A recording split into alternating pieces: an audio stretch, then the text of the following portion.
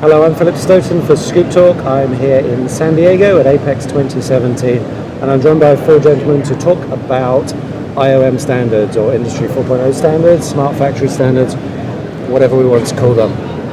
Let me start with you, David, from IPC. Tell me a little bit about where we are now, what the status is. I know you've had meetings today and over the last couple of days, and I know there's been a lot going on since we last discussed it in Chicago. So we've got about a year in now. We're kind of in our anniversary on this issue now, and I was excited from even the beginning because we had a room full of the majority of the SMT equipment in the world in one room. So it was pretty clear to me from that initial meeting that the industry indeed wanted to work together to solve this communication issue.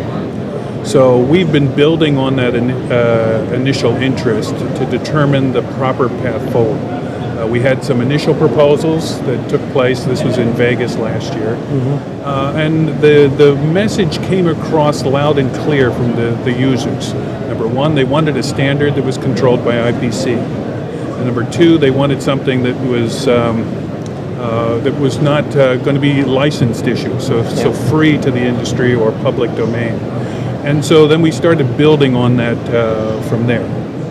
We had multiple meetings. We met once in Chicago. We met another time, I guess we met in Rosemont, continuing on to facilitate this effort as we're going through looking at some of the proposals and some really interesting proposals. We had some breakthroughs, which I'm sure we'll talk about, but some really interesting proposals as to how this process may work. I mean, I'm not an expert on all this, but when I listen to some of them, I can get my head around that this will actually work. So the group I got very excited because number one, I understand it. Number two, I can at least explain it to a high level to some other people. This is what we're trying to do and the goal we're trying to achieve. And so we started then working on it. Says, okay, we need some type of brand for this. And so the committee talked about that. We talked about calling it CFX, and we'll talk about that. But we have a logo. We have a number of companies here at Apex that are indicating in their booth that they're in support of this, and so a lot of committees that are a lot of work still to be accomplished, but the committees are very engaged, and we'll take it from there. But I think we've made some pretty good progress this week, and we're looking forward to it moving ahead. Okay, great stuff. So, and I feel you are going to get the industry support. Everybody I talk to is desperate to get a standard. They want it as soon as possible, and they want to be able to apply it. And my sense is they want to be able to apply it in a collaborative way, which I think is fantastic. One of the key elements of IoM for me is that ability to collaborate. You've got a logo. How far is there between the logo and the standard? That's what's interesting to me. Jason, perhaps if you could give me your vision on that first, and actually fill out a bit of the color on how you've got to this point. Okay.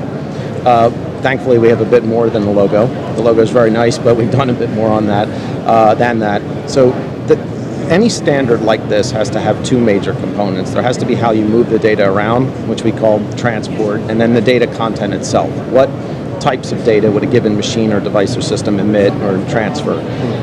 So there have been 2 threads of activities going on in the committee. Right now, we're at the end of our deliberations on the transport part. We're in the final vetting and diligence of because there are many different IoT-style methods to move this kind of data around. We'll be selecting one, which, regardless of which one it is, it'll be free, open, as David mentioned, and we will resolve that very shortly. We think that's within weeks we'll be resolving that. Then there's the content side, and actually just yesterday we actually had a pretty good movement forward on that because there have been other standards even in our space for data communication and outside our vertical as well. But every one of them, as best we know, approached it from a particular way, which is you looked at a type or genre of machine and then you would define the data that would come out of that machine.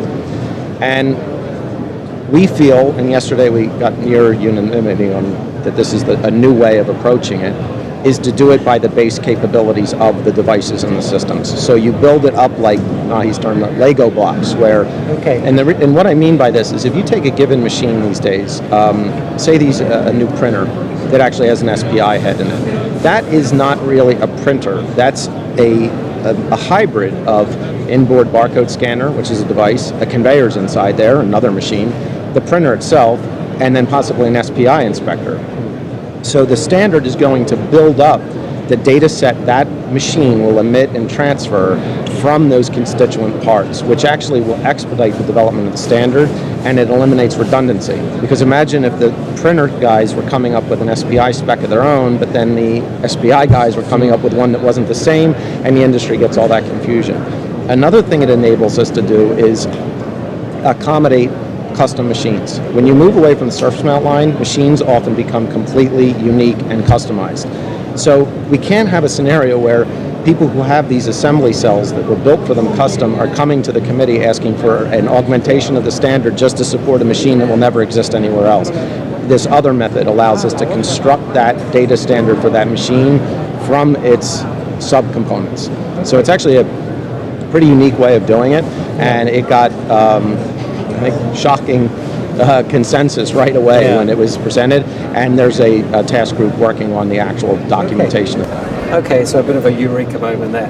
Mark, from a CapEx point of view, you obviously need to be able to put this into what you're delivering to the market, so it's going to connect to your software, so it's going to work with all your systems internally.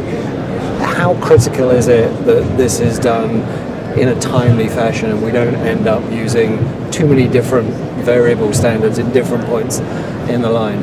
I think it's very critical, because the idea is that we have a cohesive approach, because if we don't, then it won't be adopted at all. Yeah. Because if you have too many divergent opinions and too many divergent approaches, what you get is a lot of nothing. Yeah. So the idea and the reason that we set up the chairs the way we did, to have software, equipment, and user point of view from the top, so that we could make sure that we were able to bring all those viewpoints together and to develop a solution that was in fact going to be widely adopted. Yeah. So Mahi, from your point of view, contract manufacturer, over 200,000 people, over 100 sites in 30 plus different countries. I know all the numbers.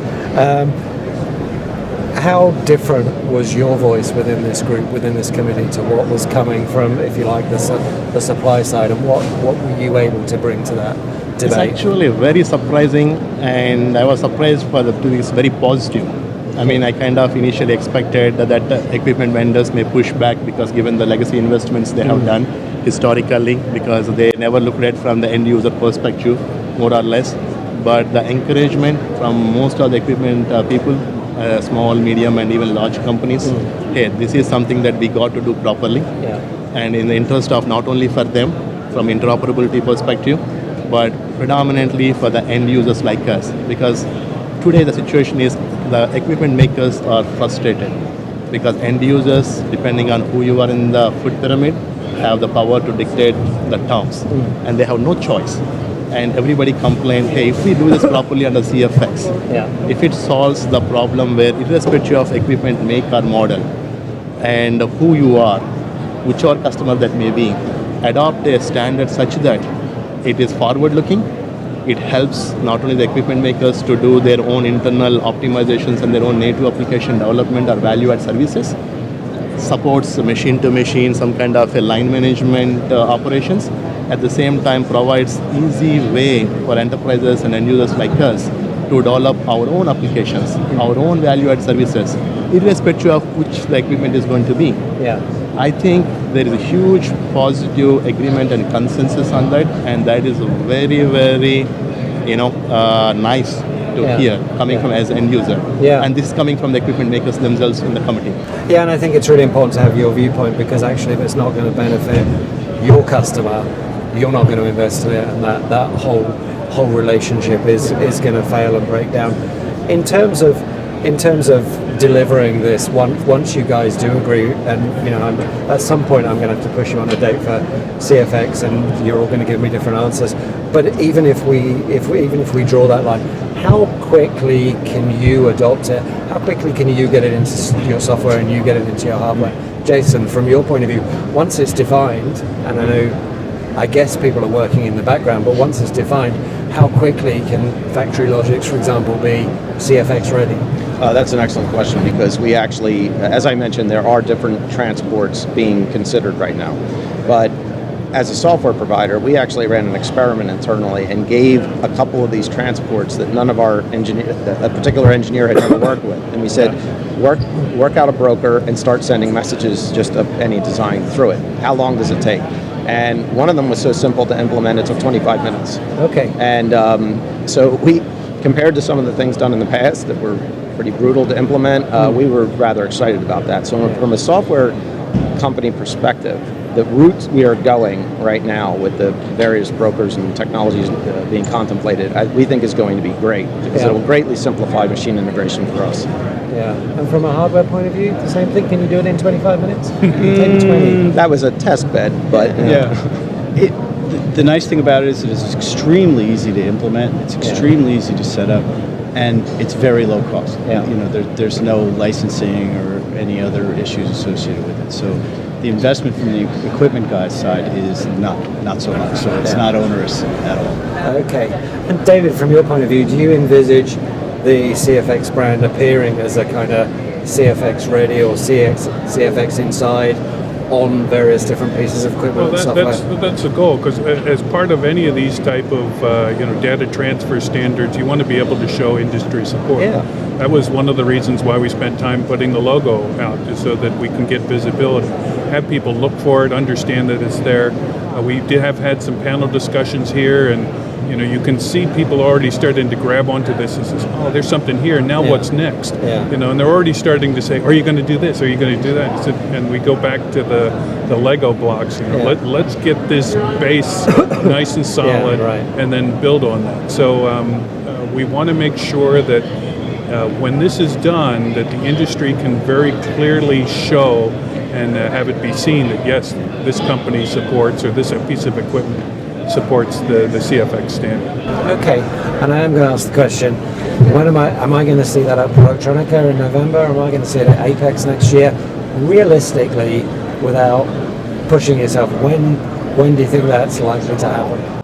Crude answer, if you remove the CFX formalities, you have partners in this very show who adopted. I know Jason have experimented in 25 minutes. Yeah. Mark may have done that in maybe 20 days. Yeah. And we have actually live products being demonstrated by some of the equipment makers who only spend like 2 to 3 months. Right. Nothing from scratch. Yeah. Now, of course, the CFX is going much beyond to polish it out and make it much more vendor agnostic. So that takes some effort and time. But we are highly hopeful by later part of this year, we should be having at least a version 1.0 in a draft stage, if not a polished stage. Okay. So I think we have very, very optimistic. Yeah. I think we have vendors who are aggressively pursuing and supporting and investing their own development dollars. Yeah. And if that momentum continues, hopefully if we don't get any major roadblocks, I think it's achievable, in my opinion. And it feels to me as if the drive's there to do it, and it doesn't feel like anybody's roadblocking it at the moment. It doesn't feel that there's nobody in the industry that doesn't see the value in it and want it, and I think that's essential. Gentlemen, thanks for your time. I will keep pushing on the date every time we do this, but it does feel like we're getting closer, and it feels like you've got a lot of momentum in the process, so that's really important. Thanks very much. Thank you.